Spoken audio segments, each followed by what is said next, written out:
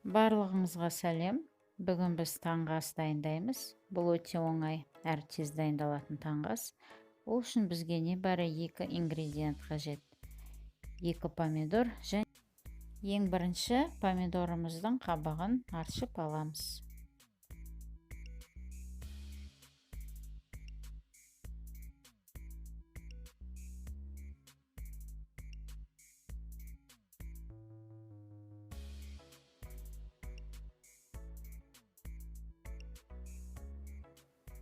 Одан кейін оны теркадан өткіземіз.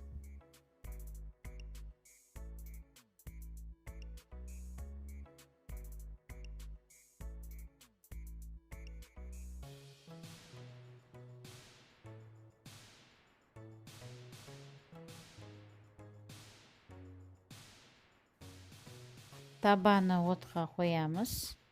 Оның үстіне өсімдік майын немесе шемшкі майды құямыз.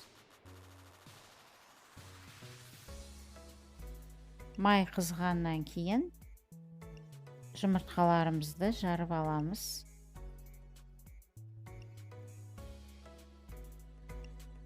Жұмыртқаның үстіне помидорымызды саламыз. Одан кейін араластырамыз.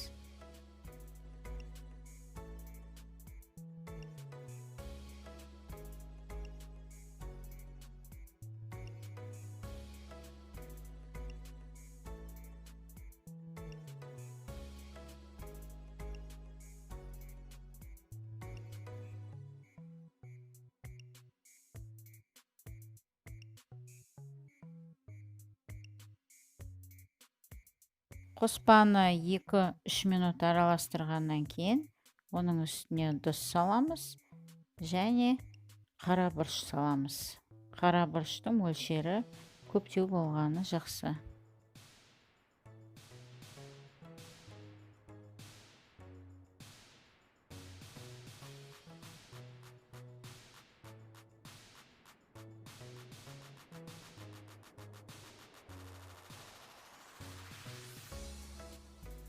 Қоспаны жақсылап араластырамыз. Содан кейін қақпағын жауып қоямыз. 2-3 минуттан кейін табанның қақпағын ашамыз. Мінекей байқасаңыздар, біздің жұмыртқамыз дайын болды. Бұл қоспамыз біздің фарш күйінде, фаршқа ұқсайды. Осы қоспаны нанның бетіне немесе батонның бетіне саламыз. Мінекей осындай таңғы ас дайындауға болады.